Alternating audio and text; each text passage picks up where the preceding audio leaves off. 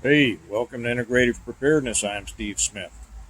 Well, things are getting real, more real than most Americans are able to understand or contemplate or want to admit or even acknowledge. Since the debacle in Afghanistan, things, of course, are getting worse, as any of us with any experience knew they would. I want to read a short bit of an article here. This is off the Daily Wire, and then talk a little bit more about it, what it what it means, and then what it means to us here. Uh, I may put a link to this down in the information down there. Um, I'll just get right into the article. No reason to read the headline, but you all know what's going on over there. Starts off, Afghan Christians are reportedly fleeing to the mountains in a desperate attempt to escape the Taliban, who is going door to door trying to kill them. An underground church that partners with Frontier Alliance International, or FAI, has reported that the Taliban are targeting Christians for death. If it was any other group being targeted because of their religion, don't you know that half of our country would be up in arms screaming for justice for us to do something? I'll get back to that in a minute because this does have to do with what's going on here in our country, what we can do, and about preparedness and such as that. Okay, here's according to the FAI, which is the Frontier Alliance International. They state the Taliban has a hit list of known Christians they are targeting to pursue and kill. The U.S. Embassy is defunct, and there is no longer a safe place for believers to take refuge. All borders to neighboring countries are closed. We knew that would happen. And all flights to and from have been halted, and with the exception of private planes. We know what some of those private planes are carrying. People are fleeing into the mountains looking for asylum. They are fully reliant on God, who is the only one who can and will protect them. The Taliban are going door to door. Now listen to this part, because this is the part that too many Americans will go, oh no, I don't believe that. That doesn't happen. The Taliban are going door to door taking women and children. Now, I write about this in some of my books, and actually we're getting into, in the fifth book, we're getting into some of the real more hardcore stuff that happens after a societal collapse. But anyway, let me start again. The Taliban are going door to door taking women and children. The people must mark their house with an X if they have a girl over 12 years old so that the Taliban can take them. If they find a young girl and the house was not marked, they will execute the entire family. If a married woman 25 years or older has been found, the Taliban, remember this is Christians, okay, and not just everybody. If a married woman 25 years or older has been found, the Taliban promptly kill her husband, do whatever they want to her, and then sell her as a sex slave. Okay. That happens all the time. Husbands and fathers have given their wives and daughters guns and told them that when the Taliban come, they can choose to kill them or themselves. It's their choice. The Taliban are also reportedly rifling through, and reportedly, I'm sure they are, rifling through people's phones to look for any apps that would give them away as Christians.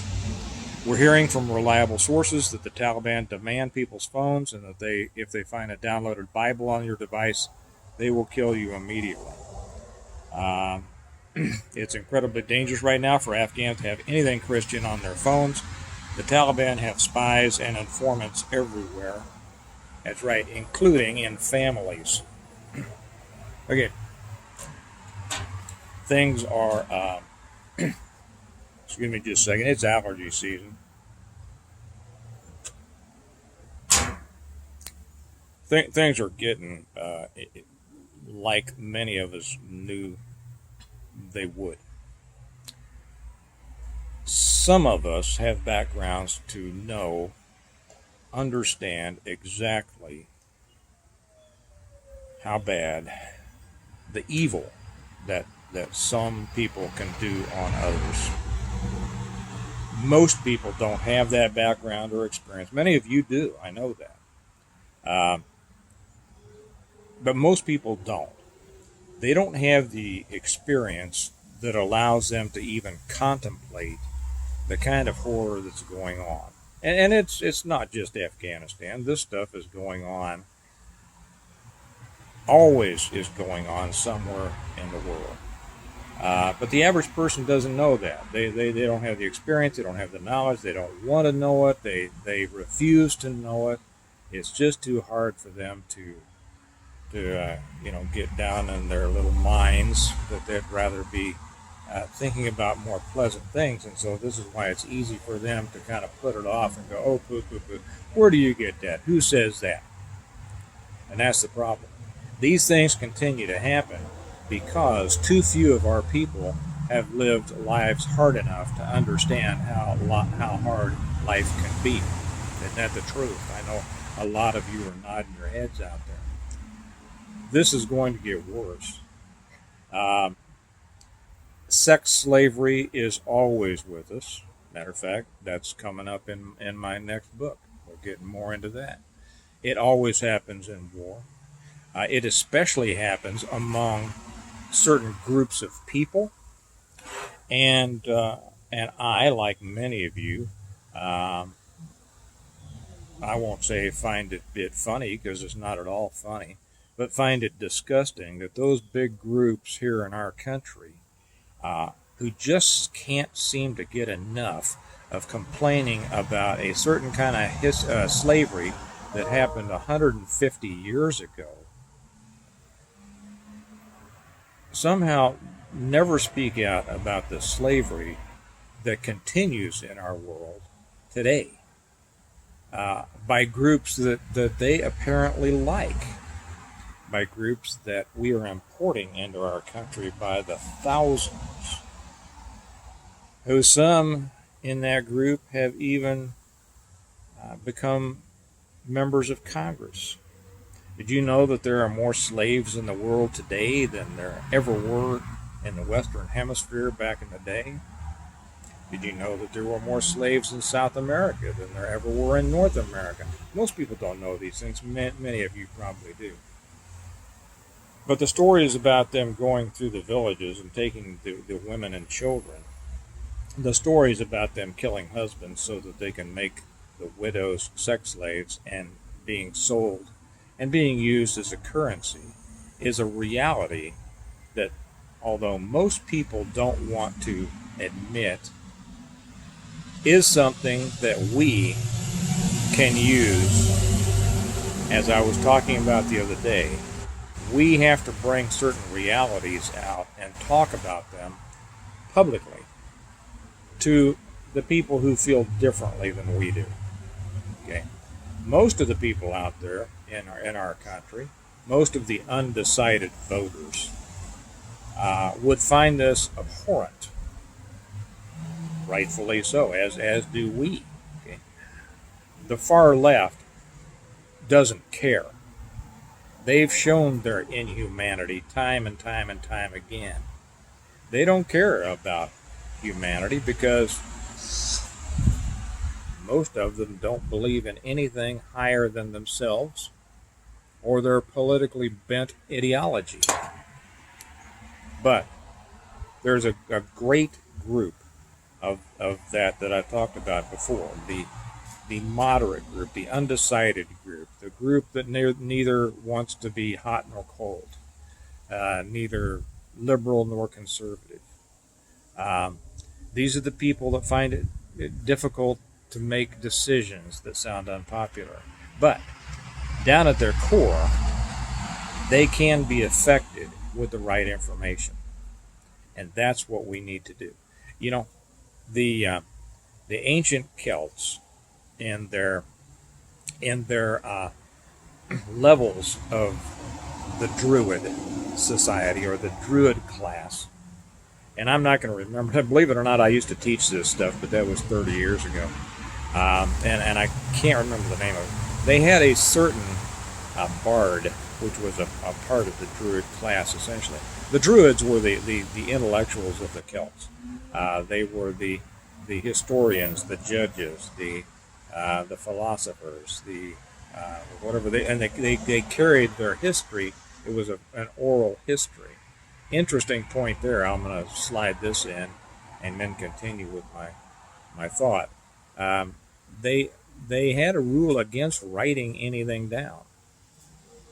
And the reason for that was, as they were brought up in their education as a bard, as a druid, they developed their minds unbelievably and their memories. And they committed the history of their people to memory that then they would impart to the next generation orally. Okay? And the reason that they forbid it to be written down is because they said that if you write down history, it can be changed by someone who writes something differently. Now, how were they not allowed to, how was it not changed by people doing it orally? Because there were so many people, the history was taught and memorized by so many bards and druids that as one told a story, if he said something wrong, if he got something wrong, all the rest of them would say, no, that's wrong. That's a lot different than us, isn't it? And there's a lesson there. But anyway, there was a specific type of bard, the name of which I have forgotten, and I haven't been able to find it, because I found out that if you look up druids and bards on a wiki right now, all you get is stuff about Dungeons and Dragons. So it's kind of hard to do some real research unless you've got a lot of time, and I don't. But there was a certain brand there who specialized in ridicule. Now, you might think that sounds silly, but ridicule is extremely powerful. And when one group came up against another group, this assigned bard would go out and, within shouting distance of the other tribe or the other group, start ridiculing the leader of that group. And, they would say, they would get really personal. They would just start just taking them down and saying all sorts of things about them. And, of course, the closer it was to the truth, the more damaging it would be. If people were in a group and they started hearing this voice come out of the darkness, ridiculing their leader, and some of that, came close to the truth, and they say, yeah, that's the truth. That's right. He is a this or a that or this other thing. It inserts a kind of an enemy into the other camp. It causes those people whose leader is being ridiculed to lose faith in their leader, and it causes the leader to lose reputation and strength. And when you have been able to sow that kind of discontent in a group, then once they had done it, it's kind of like getting your opponent mad. They're not thinking clearly. But in this case, of course, it was simply so to remove the fighting spirit of those people by making them doubt their leader.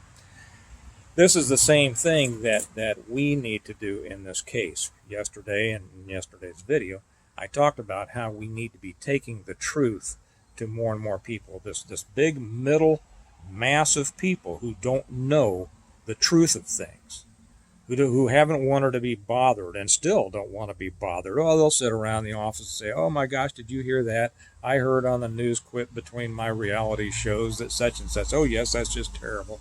Well, I'm sure glad that I'm not over there. That's the extent to which most of them understand this. This is a perfect opportunity to introduce them to some realities that can turn some things around. And by using these examples, and I don't mean to minimize, and I'm not.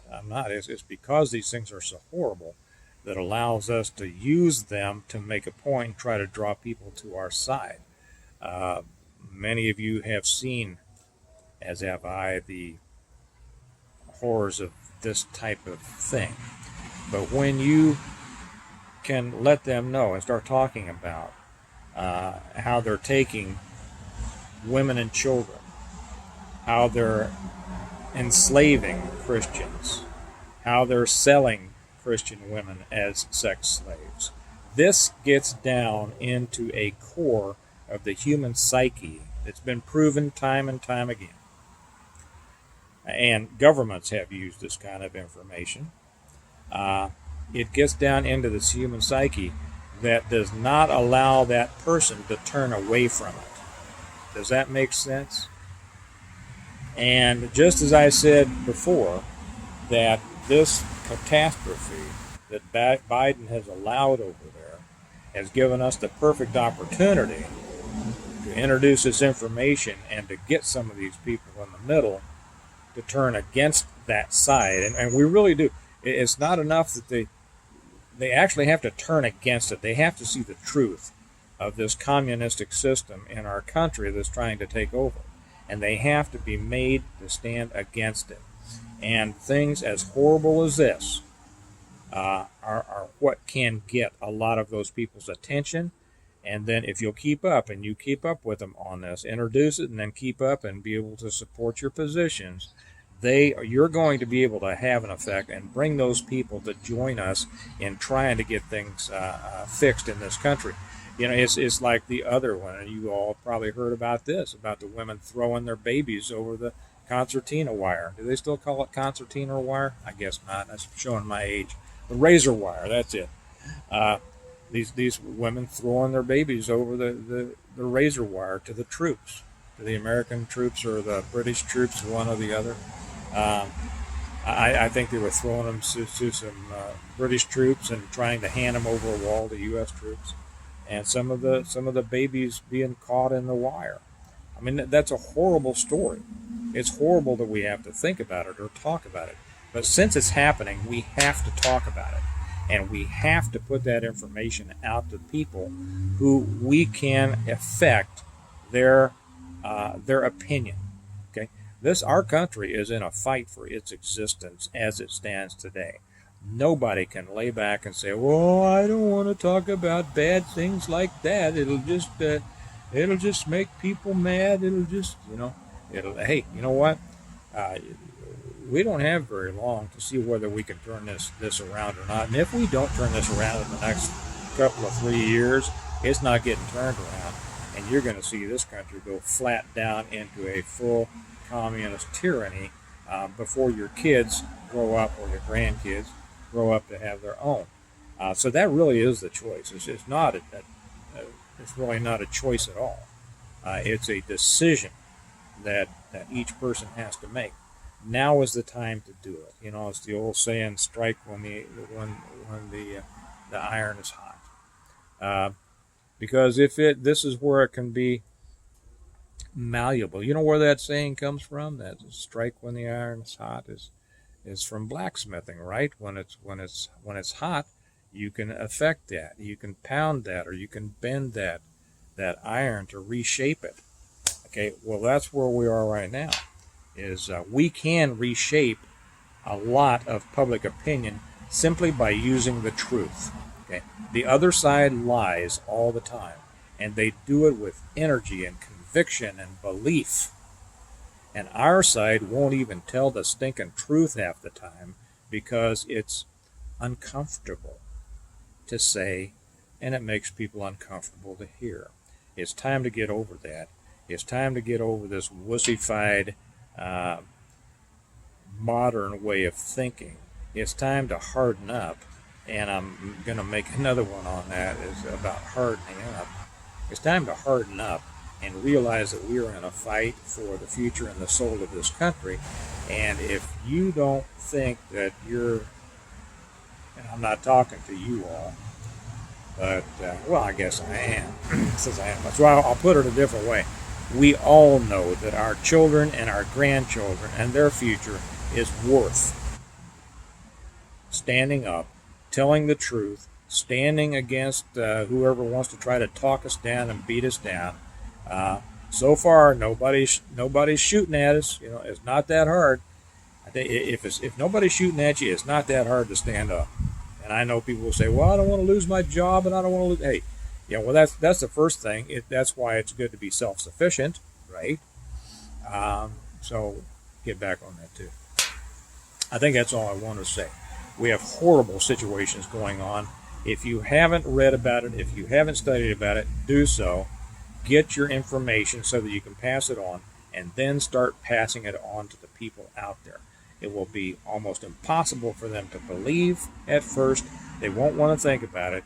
But if you stay on there and don't give them an easy out, don't just go, oh well, let's go on to our next thing. Show your concern. This is how the other side did it, by constantly expressing their myriad of idiocies until people finally said, oh, I guess I'd better go along with it. You just got to smother these people with the truth. They smothered us with lies. You have to smother them with the truth. And it's not somebody else's responsibility to do it. It's yours. Okay? And everybody that you can affect. So I would suggest, pass this on. I don't care, pass on the video, pass on the message, talk to your friends about it, but go out there and start presenting this information, because a lot of people aren't going to have it. And if they have it, you might be able to get them pulling the wagon in our direction. Okay, so I'm going to stop there.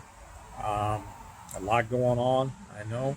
We talk about preparing well today in order to live well tomorrow. This is part of the preparation. This is solidifying and growing our side. Those people who will fight for what we believe is right. And if we don't do that, then our preparations aren't for a better life tomorrow. They're simply for a survival life tomorrow. And a survival life, to be real honest, sucks. Okay? There is no great honor in just surviving. But there is in fighting. So I'm going to leave it there. And you all have a good day. And I'll talk to you tomorrow.